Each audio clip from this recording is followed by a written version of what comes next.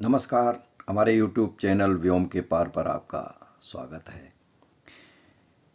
कहावतें लोक जीवन में बहुत ही व्यवहारिक ज्ञान के स्रोत हैं। घाघ जैसे कवि यानी लोक कवि, उन्होंने बहुत सारी कहावतें और लोकोक्तियाँ लिखी हैं। लेकिन बहुत सारी लोकोक्तियाँ, बहुत सारी कहावतें ऐसी हैं जिनके बारे में पता ही नहीं किसने लिखी, क्योंकि लोक साहित्य किसने लिखा, किसने सृजित किया, लोकगीत, लोक कथाएं, लोक गाथाएं, इनके लेखकों का भी पता नहीं होता। और लोक में ये हजारों साल तक चलते रहते हैं।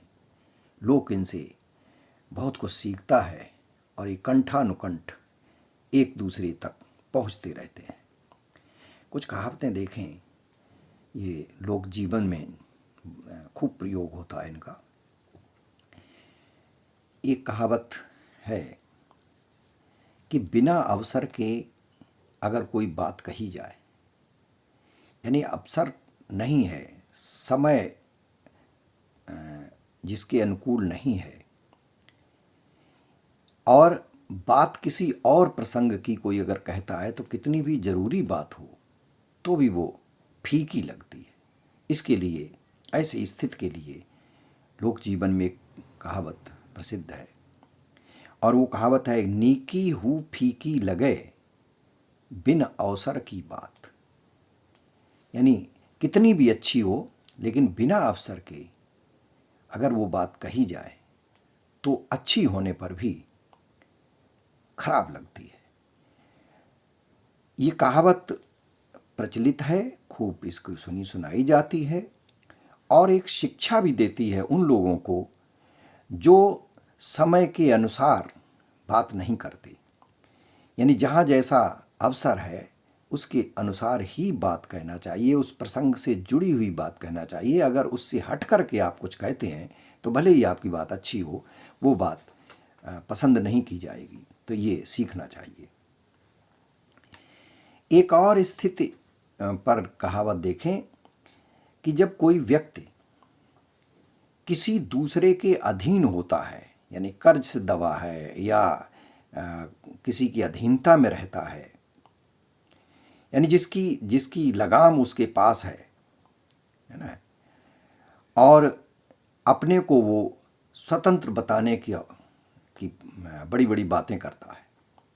अपने कहता है, अरे मैं तो ये हूँ, मैं तो ये हूँ, मैं तो किसी के दबाव में नहीं आता हूँ, मैं ये नहीं करता हूँ, मैं वो नहीं करता हूँ। ऐसी स्थिति में एक कहावत है कि नाथ पघैया मेरे हाथ और बछड़ा कूदे नौ नौ हाथ। ये कह दिया जाता है, यानी इसका सारा नियंत्रण, सारा सब कुछ तो मेरे पास है, और बछड़ा नौ नौ हाथ कूदता है। नाथ पघैया, यानी कि नाथ, और जो बछड़े के नाथ होती है और पघैया होती है, गले में जो बंधी होती है या नाथ में बंधी होती है, तो वो तो किसी दूसरे के पास में है। उसका जो नियंत्रण है वो किसी और के पास है, लेकिन वह ज़बरदस्त छलांगे लगा रहा है, कूद रहा है, नौ नौ हाथ कूद रहा है कि मैं तो स्वतंत्र हूँ, मैं तो स्वतंत्र हूँ। लेकिन वास्तविकता ये है कि वो स्वतंत्र नहीं है। ऐसी स्थिति में कह दिया जाता है। एक और स्थिति कि गुणवान व्यक्ति किसी भी अवसर पर हो तो उसकी जो गुणवत्ता है, उसकी योग्यता है, वो कहीं किसी न किसी रूप में प्रकट हो ही जाती है। और वह भी तब तक चुप नहीं रहता। जिस जिस कला में वो कुशल है, उसके पास जो कौशल है, वो कहीं न कहीं उसको व्यक्त कर ही देता है। इसके लिए कहावत है कि नाचनहारी की कूले फरकत। यानी कहीं अगर नृत्य हो रहा है, ढोल बज रहा है, और जो नाचने वाला है, नाचने वाली है, जो नृत्य कला में प्रवीण है, उसको कूले फरकत, यानी उसके पैर नहीं रुकते और वो वहाँ पहुँच करके नृत्य करने ही लगती है। एक कहावत और देखें, और प्रसंग है कि अपने से जब कोई बड़ा व्यक्ति, अनुभवी व्यक्ति किसी की बातों में आ जाए, यानी काफ़ी समझदार हो, आप जिसके बातों को सब लोग मानते हों, लेकिन वो व्यक्ति स्वयं किसी की गलत बातों में आकर के फंस जाए तो उससे किसी को कुछ कहने की बड़ा संकोच होता है, घर के परिवार के सदस्यों को या छोटों को। लेकिन ऐसे के लिए भी, क्योंकि लोग बड़ा निर्भीक होता है, लोग को जहाँ खराब बात लगती है, वो चाहे बड़ा हो, छोटा हो, शासक हो, राजा हो, लोग कहने से नहीं चूकता। लोग उसको कह ही डालता है, उसकी बात जो कहना है वह कह ही देता है। तो ऐसी स्थिति में एक कहावत है कि नन्ना छबीली ने मोह ले, यानी नाना छबीली ने मोह ले, यानी नाना को किसी ने मोह लिया और नाना अपनी बातों से मतलब जो उनकी बात है वो उसकी बातों में किसी की बातों में नाना फंस गए और उन्होंने जो उचित काम है, उचित बात है, वो भी नहीं कर पाए। यानी वो अपनी जो करना चाहते हैं, जो कहना चाहते थे, वो उन्होंने नहीं कर पाया। तो ऐसी स्थिति में ये कहावत होती, जब कोई अपने से बड़ा या वो अनुभवी व्यक्ति किसी की बातों में आ जाए तो कह देते हैं।